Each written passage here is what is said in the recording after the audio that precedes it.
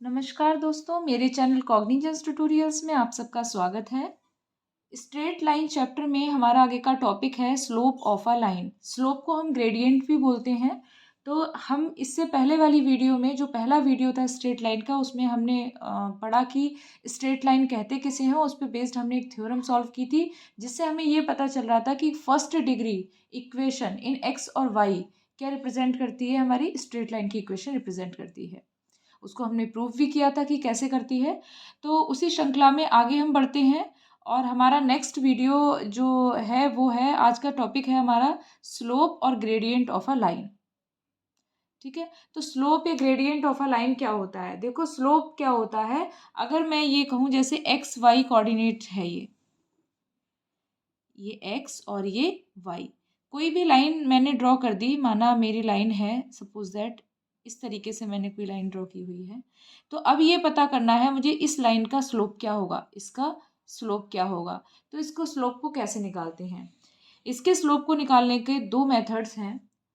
जो हम पहले डिस्कस कर रहे हैं वो है एंगल ओरिएंटेशन।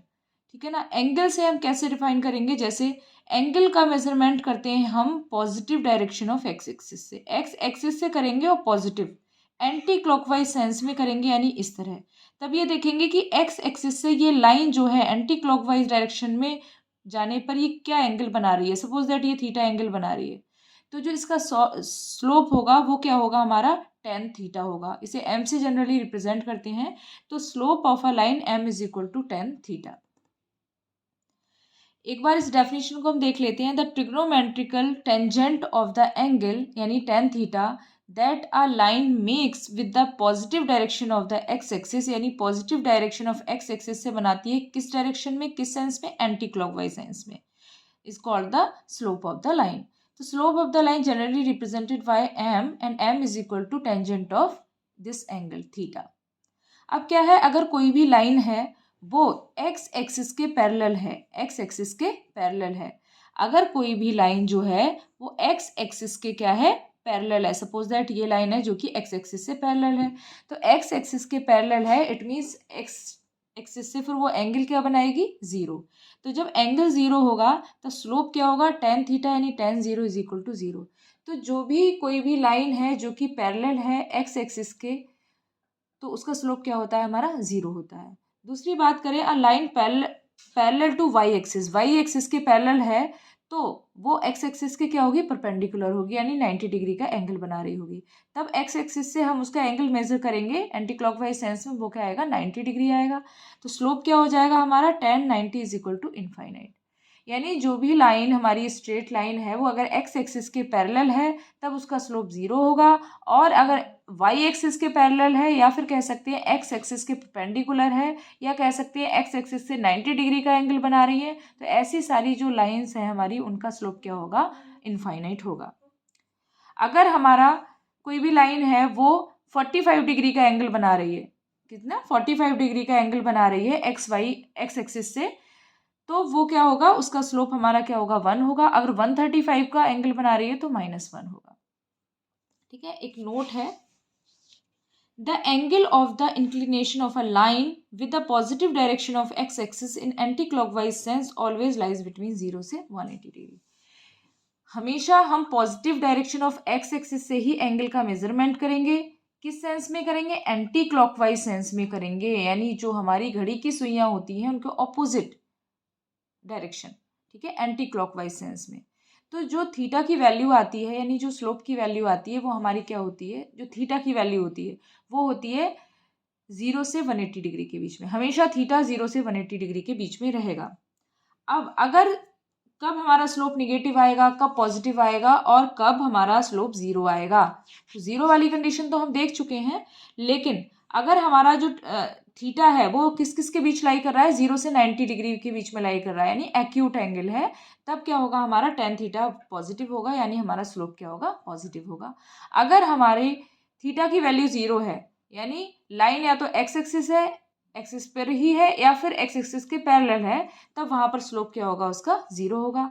और निगेटिव स्लोप किस किस वे में होगा, जब हमारा जो थीटा है वो 90 से 180 डिग्री के बीच में, यानी ऑब्ट्यूज एंगल है, तब उस केस में हमारा क्या होगा, स्लोप नेगेटिव आएगा। तो ये चीज़ भी वैसे तो क्वेश्चन में आप क्वेश्चन निकालेंगे थीटा टेन थीटा से, जो भी हमारी स्लोप है उसकी वैल्यू निकालेंगे, तो वो पता चल ही जाएगा कि भाई पॉजिटिव आ रहा है, नेगेटिव आ रहा है, जीरो आ रहा है। पर डायरेक्ट कभी कभी एग्जाम में डायरेक्ट चीज़ें भी याद होनी चाहिए, हमारा टाइम बचता है और क्वेश्चन जल्दी भी सॉल्व हो जाते हैं।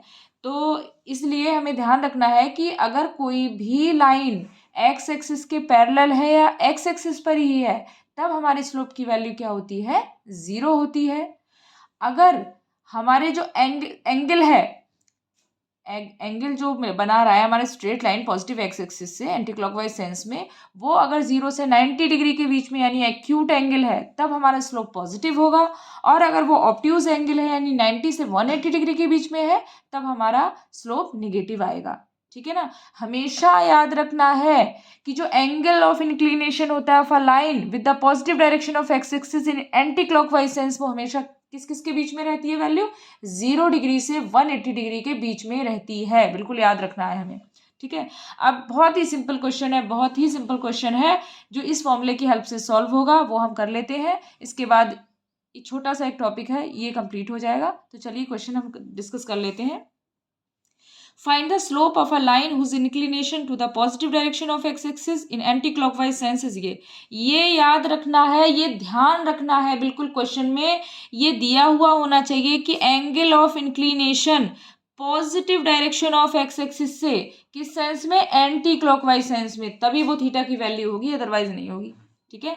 एंटी क्लॉकवाइज सेंस में होना चाहिए और पॉजिटिव डायरेक्शन, जो positive direction of x axis है उससे उसका इंक्लिनेशन मेजर किया हुआ होना चाहिए।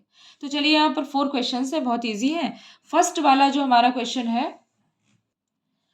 फर्स्ट क्वेश्चन हमारा क्या है, फर्स्ट क्वेश्चन है कि जो थीटा की वैल्यू यहाँ पर गिवन है हमें 60 डिग्री गिवन है। तो हमारा इस केस में स्लोप क्या हो जाएगा, m इज इक्वल टू 1060 और 1060 की वैल्यू कितनी होती है, √3। ठीक है ना। तो इसके स्लोप की वैल्यू हमारी कितना होगी, √3। सेकेंड क्वेश्चन देखते हैं हम। सेकेंड है हमारा थीटा इज इक्वल टू कितना है, 0 डिग्री, 0 डिग्री। तो 0 डिग्री है, so slope is equal to 10 0 और 10 0 की वैल्यू क्या होती है हमारी, 0 होती है। थर्ड वाला केस देखिए, थर्ड केस है theta is equal to 150 degree है। थीटा कितना है, 150 डिग्री है।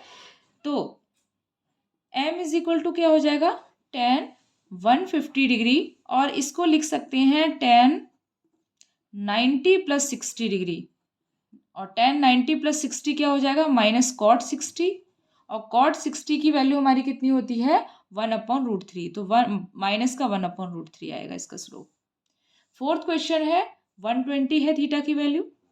फोर्थ क्वेश्चन में क्या है, थीटा की वैल्यू है 120 डिग्री, और यहाँ से slope m is equal to क्या आ जाएगा, 10 120 डिग्री, और इसको भी हम लिख सकते हैं 10 90 प्लस 30 डिग्री, और 10 90 प्लस थीटा जो होता है वो माइनस कॉट थीटा होता है, तो माइनस कॉट थीटा की जगह क्या आया, 30। तो कॉट 30 की जो वैल्यू होती है वो कितनी होती है हमारी, √3। तो -√3 इसका आंसर होगा।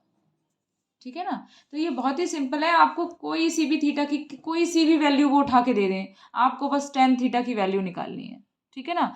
इसमें ट्रिग्नोमेट्री का अगर किसी को बेसिक ही क्लियर नहीं है तो वो अच्छे से पढ़ लेना, क्योंकि ये ट्रिग्नोमेट्रिकल वैल्यू वो तभी निकाल पाएगा, जैसे पता होना चाहिए वे 10 90 प्लस थीटा क्या माइनस कॉट थीटा होता है, ये पता भी तो होना चाहिए, तभी तो हम वैल्यू निकाल पाएंगे। तो ये चीज़ भी जानना जरूरी है। तो जो भी कोई भी, जैसे हम स्ट्रेट लाइन पढ़ रहे हैं उसमें जो भी अदर चैप्टर्स से जो टॉपिक यूज हो रहे हैं आप उनको रिवाइज करिए और इसके बाद इस क्वेश्चन को सॉल्व करिए, तो आराम से हो जाएंगे। इसके बाद स्लोप में एक चीज़ और है कि हम किसी भी स्ट्रेट लाइन का स्लोप निकाल सकते हैं अगर उनके उस स्ट्रेट लाइन पर किसी भी 2 पॉइंट्स के हमें कोऑर्डिनेट्स गिवन हो, तो उसको भी हम अभी डिस्कस कर लेते हैं इसी वीडियो में। जैसे मैं मान लिया, जैसे ये कोऑर्डिनेट एक्सिस पे कोई हमारी स्ट्रेट लाइन है जो कि जिसका इंक्लिनेशन हम दिखा रहे हैं थीटा है ये हमारा, और इस पर कोई भी 2 पॉइंट हम कंसीडर करते हैं। मान लिया ये है P(x1, y1) और ये क्या है Q(x2, y2), ये दोनों पॉइंट हैं। अब हमें थीटा की वैल्यू नहीं गिवन है, लेकिन हमें स्ट्रेट लाइन पर कोई भी 2 पॉइंट्स हैं उनकी वैल्यू हमें गिवन है। तो इस केस में हम कैसे निकालते हैं, अगर हमें किसी स्ट्रेट लाइन पे किन्हीं 2 पॉइंट्स के कोऑर्डिनेट्स गिवन होते हैं तो उसमें हमारी जो स्लोप की वैल्यू होती है, स्लोप m, स्लोप को मैं यहाँ m ही लिखूंगी, अंडरस्टूड है कि m लिख रही हूँ तो यहाँ पर स्लोप है। तो m इज इक्वल टू हमारा क्या हो जाएगा, y2 minus y1 divided by x2 minus x1। बस कितना सिंपल है, दोनों कोऑर्डिनेट्स की वैल्यूज हमें गिवन है भाई, y2 minus y1 divided by x2 minus x1, ठीक है ना। यानी डिफरेंस y जो वैल्यूज हैं उनका difference divided by x value का डिफरेंस। तो ये हमारा स्लोप का फॉर्मूला है। इस पर हम एक क्वेश्चन डिस्कस कर लेते हैं, इसके बाद ये चीज़ आपको क्लियर हो जाएगी।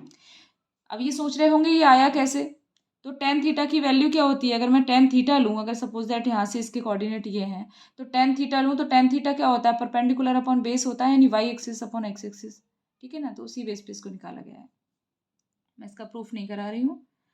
अब इस पे बेस्ड हम एक क्वेश्चन कर लेते हैं। मान लिया कोई भी दो पॉइंट हैं स्ट्रेट लाइन पे, जैसे मान लिया क्वेश्चन है हमारा कि कोई भी एक स्ट्रेट लाइन पर दो पॉइंट्स हैं, या ये कह दीजिए, ये कह सकते हैं कि कोई भी स्ट्रेट लाइन इन दो पॉइंट से पास हो रही है।